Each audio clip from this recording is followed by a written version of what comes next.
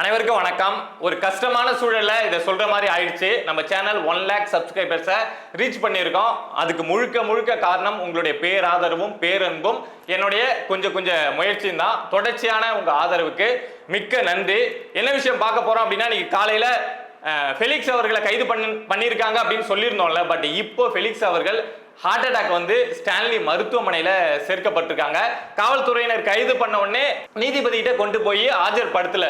இவங்க கூட்டு போயிட்டு அலுவலகத்துல உட்கார வச்சிருக்காங்க. நீ வெயிட் பண்ணு அப்படிங்கிற மாதிரி காலையில இருந்து உட்கார வச்சிருக்காங்க. அத மாதிரி இடத்த எவ்வளவு ஆரோக்கியமான ஒரு நபரா இருந்தாலுமே போய் உட்காரணும் அப்படின்னா அங்க இருக்கக்கூடிய அந்த சூழ்நிலை அப்படிங்கிறது அந்த மனிதருக்கு ஒரு அழுத்தத்தை ஏற்படுத்தும். ஸோ அந்த அழுத்தத்தின் காரணமாவோ ஏதோ இல்லை இதுக்கு முன்னாடி ஏதாவது பிரச்சனை இருந்ததா அப்படின்னு தெரியல, ஹார்ட் அட்டாக் வந்து இப்போ ஸ்டான்லி மருத்துவமனையில் சேர்க்கப்பட்டிருக்காங்க.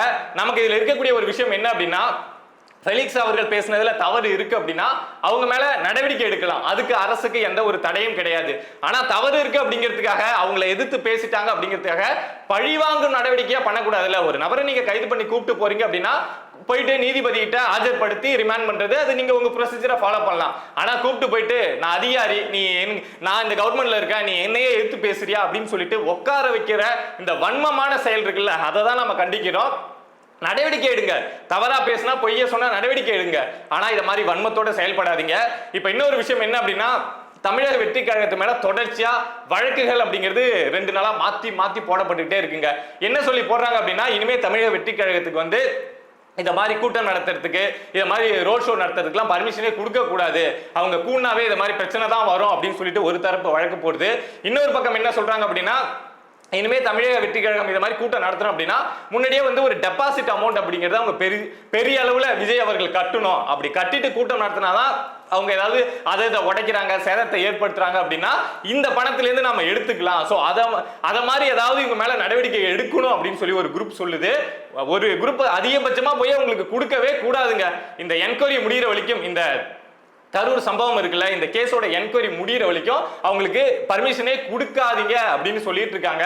இந்த கேஸ் முடியறதுக்கு எத்தனை வருஷம் ஆகும் அப்படின்னு தெரியல. இந்த கேஸ்லாம் முடியவே முடியாது. ராமஜெயம் வழக்கு மாதிரி இன்னும் 15-20 வருஷம் வரைக்கும் அதுக்கு யார் அதை செஞ்சாங்க அப்படிங்கிற விஷயம் வெளியில தெரியாம தான் போகும். அப்பனா அது வரைக்கும் விஜய்க்கு என்ன, இவங்க பர்மிஷனே கொடுக்காம கேம்பெயின்லாம் பண்ண பர்மிஷனே கொடுக்காம இருந்துருவாங்களா என்ன? ஸோ அப்படி வழக்குகள் அப்படிங்கிறது மதுரை உயர்நீதிமன்றத்தில் போடப்பட்டிருக்கு.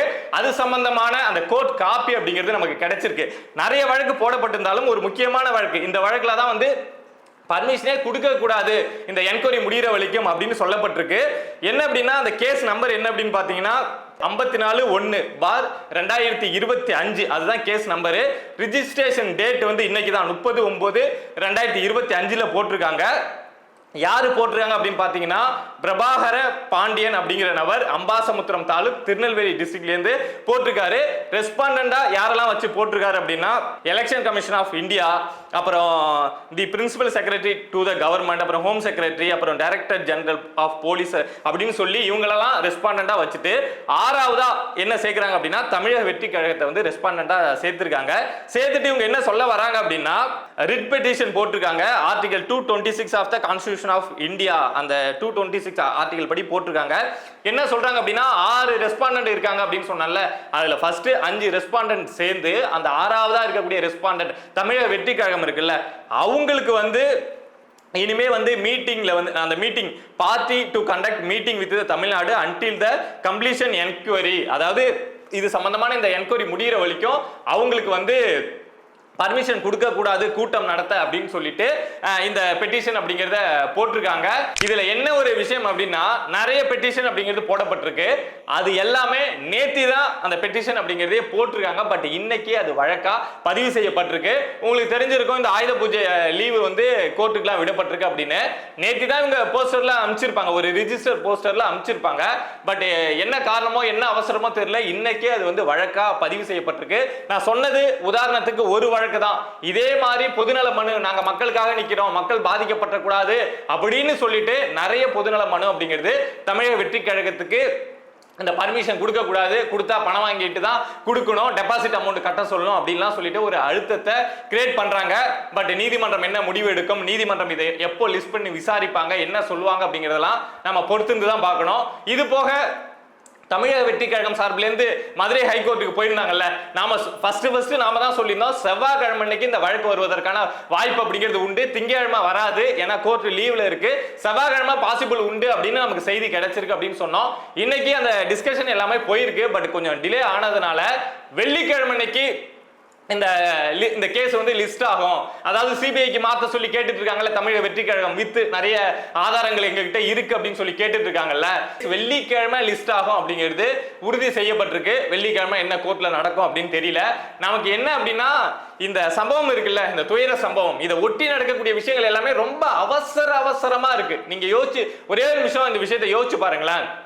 அந்த சம்பவம் நடக்குது, அவசரமா செந்தில் பாலாஜி மருத்துவமனையில் இருக்காரு, அவசரமா இறந்து போனவங்களுக்கு உடற்கூறாய்வு அப்படிங்கிறது பண்ணப்படுது. ஸோ இப்போ பார்த்தோம் அப்படின்னா நேற்று தான் பெட்டிஷன் அப்படிங்கிறதே போட்டிருக்காங்க, பட் இன்னைக்கு அது வழக்கா பதிவு செய்யப்பட்டிருக்கு. அப்படின்னா ஏதோ ஒரு விஷயம், இங்க ஒரு விஷயம் ரொம்ப அவசரமா சுத்தி நடக்கிறத பார்த்தாவே நமக்கு தெரியும்ல, இது ரொம்ப அவசரப்படுறான், இதுக்கு பின்னாடி ஏதோ பெரிய பிரச்சனை இருக்கு அப்படிங்கிற எண்ணம் எல்லாருக்கும் வரும்ல.